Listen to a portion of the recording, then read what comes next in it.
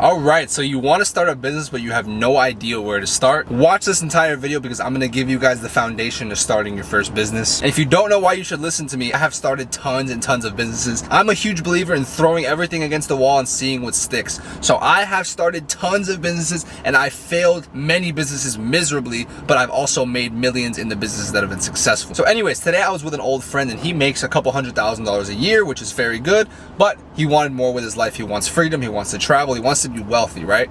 And I was pitching to him entrepreneurship because obviously that's the only way to really get there. The entire conversation was really just him asking me, how do I start? So I figured, fresh out of seeing him, fresh out of this conversation, I'm in the car, why don't I give you guys the steps to starting a business? Now, the first step is going to be clarity. The first investment you guys need to make is a notebook, okay? It costs $1 at Dollar Tree. I'm sure you guys have left over from school. Get a notebook because I want you guys to ask yourself 5 questions and I want you to write down all these answers. The first question is, what do I enjoy? Now, this is a slippery slope because I do things that I don't enjoy because I enjoy money, and sometimes things you don't enjoy make money. However, what happens is when you don't enjoy things and you're not super disciplined, you're not going to stay through those hard times, right? If you're not passionate about what you do, most likely you're going to give up. So in the beginning, you want to start with something you enjoy. For example, if you love sports, if you're a huge sports fan, maybe selling sports cards is a good business. Maybe doing sports journalism, all right? The passion that you have in your business, the passion that you have in what you do is going to give you that endurance. So write down a long list of every single thing you like and every single thing you enjoy doing, and that will be the first foundation on how you're going to start your business. The second thing you're going to write down is, what are you good at? Write down your strengths and even write down your weaknesses, because if that business that you might think you might like requires a lot of things that you know you're not good at, for example, if you're very introverted and you don't do well in relationships, you're not going to become a watch dealer, because becoming a watch dealer is all relationships. You might not do good in real estate because if you want to sell real estate properties, that's relationships as well. You might do better with something like Amazon FBA. You might do better with something like e-commerce. At the end of the day, we're all dealt our cards, so you want to play the cards you're dealt with. Play to your strengths, because business itself is hard enough and you don't want to be putting yourself at a disadvantage by doing the things that you're not good at. The third step is writing down, what do I actually want? Is it freedom? Is it wealth? Is it recognition? Is it passive income? Your goals are going to shape your strategy. If your goal is to be able to travel the world and you don't want to stay in one place, you want to be in a different city every month, then you're going to want to do something in e-commerce. Maybe you want to do something that doesn't require you to be in a specific location for you to make money. And most importantly, when you write down what you truly want, because that's really your goal, those goals are going to be on your note cards. Those goals are what's going to push you through that hard time. If you have a specific goal to retire your mother, then that specific goal might be the thing that pushes you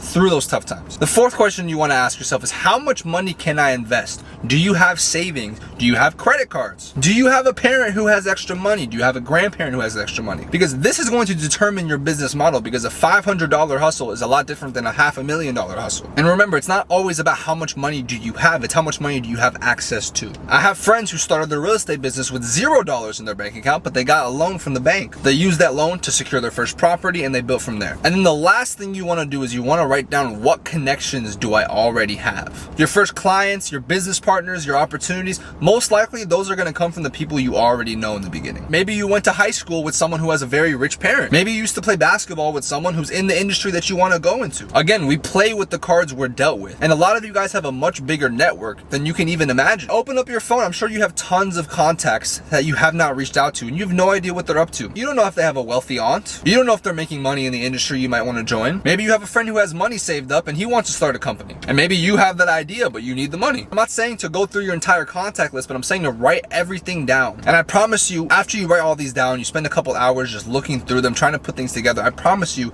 something is going to pop up in your mind. Now, the second thing you're going to do is you're going to pick a model that fits you. Is it service-based? Is it product-based? Is it an agency? Is it a digital product? Is it a restaurant? If you have zero access to money and you're broke, then start an agency, a freelance agency. Do a service that doesn't cost you money, but costs your time. If you're super creative and you have a network, maybe you're going to sell digital products. All right, maybe you'll sell a course. Or if you have money or access to money, maybe you want to start e-commerce. Maybe you want to start selling actual products. Maybe you want to start a clothing brand. Maybe you want to start selling supplements. But think about the industries that you know, think about the industries you want to work in, and think about the problems that they have. Go and ask ChatGPT for the skills that people are looking for right now. If you work for a job, ask your boss what are some of the problems he's having, because maybe your boss will become your first client. The idea is you have to get out of your comfort zone here, because sometimes the hardest part in starting a business is literally just starting. But I'll tell you this, once you finally do start, you've already beat most of your friends. You've already beat most of the population. Now the third step is we're gonna build an offer. We want to build some type of offer, whether that's a product offer for your product, whether it's a service offer. Start with the problem that you're solving. If you're starting a service-based business, it should say, I help who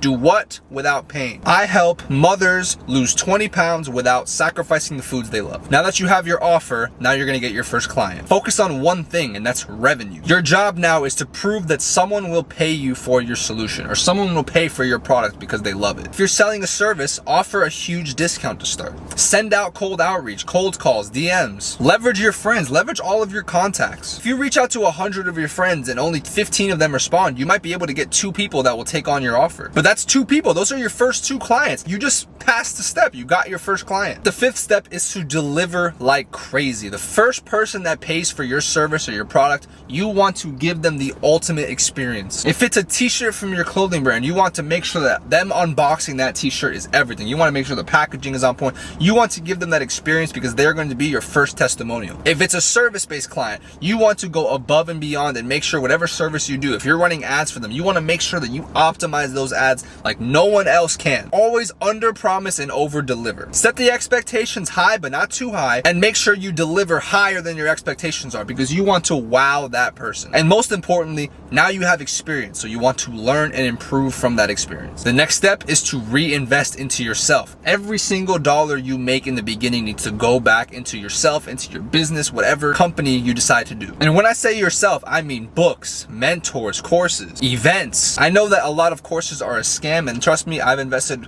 multiple 6 figures. But let me tell you something. Let's say I put $100,000 into courses and 60,000 of it was a complete waste of my money, complete scam. Well, the $40,000 taught me skills that made me millions. So just like in business, when you fail in most of them, when you do find that success, the return on investment is so high that it makes up for all those failures. And by this time now, you have your business idea, you have your product, you have your service, you have your first client, you have some testimonials, you have the skill, and now you've reinvested to master that skill.